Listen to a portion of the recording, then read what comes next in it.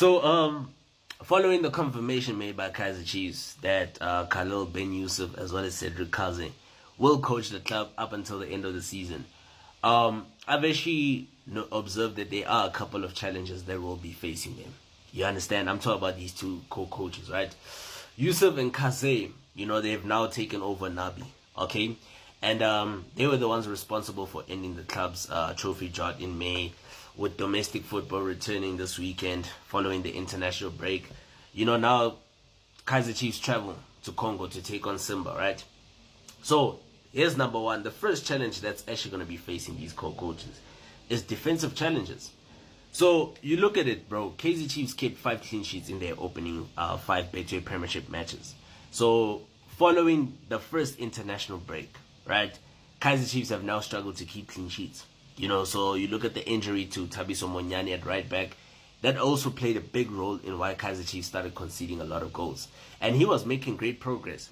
As well as the fact that they're now conceding regularly.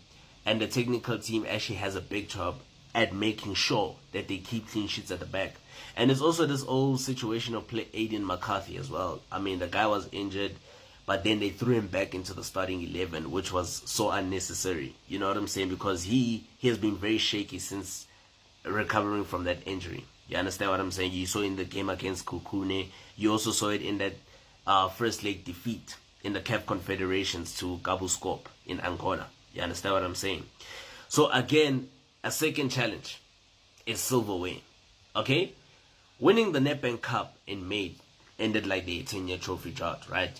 But I'm looking at the fact that Kaizer Chiefs fans are not likely to be patient for another 10 years. Because after winning silverware last season, Kaizer Chiefs fans have definitely made efforts of saying, you know what, guys, we want to keep up with the winning momentum from this particular moment in time and make it a habit. So these co-coaches are actually tasked to deliver trophies this season.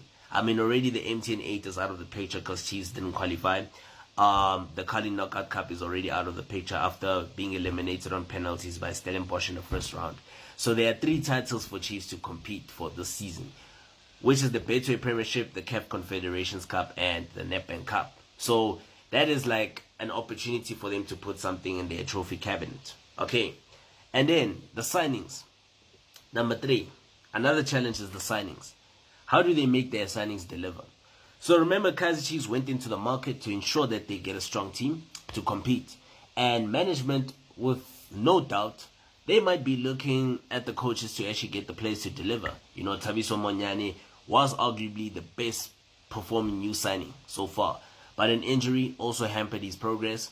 And then the other signings are still finding their feet. While there are also other signings that are yet to actually grace the pitch for Kaizer Chiefs, which includes Lebohang Maboe, Etiose Ikodaru, Ethan Chislett, Nkanyiso Shinga, and several others who are still yet to actually play for Kaizer Chiefs this season after signing, right?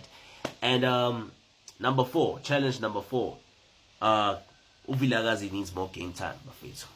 Mfundo Vilagazi needs to actually be given more minutes. You understand?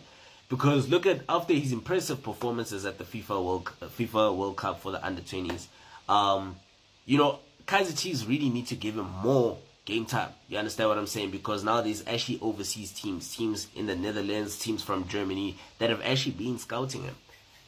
They utilize this under-20 exhibition to actually scout Mfundo Vilagazi. So that's why it's actually an imperative for Kaizer Chiefs to actually give him more minutes. You understand what I'm saying? So remember, Vilagazi normally comes on as a substitute. You understand? But you look at, he was actually a regular starter for Amachita, actually playing in the number 10 role. So he was actually more effective playing as a number 10. And the technical team are actually, they're actually going to have pressure being placed on them by the supporters to actually give him more game time. And then Kaizer Chiefs, he plays as a winger. He normally plays as a winger, drifting in from the right. He's actually effective there as well, but maybe they should try him as a number 10, but it's actually going to depend on who is he actually playing with. You understand what I'm saying? Because if he plays as a number 10, you can't be playing Lilepo as a winger. You need to play Lilepo at least as a striker, or bring someone else on the wings. You know what I'm saying? And then again, last but not least, Kaizer Chiefs attackers are not on form. You know what I'm saying? So you look at the fact that at the moment, Kaizer Chiefs don't actually have attacking players who are on great form. And you look at the penalties that they've been missing. Gaston Serino missed a penalty against Gallants. Lilepo missed a penalty against Amazulu.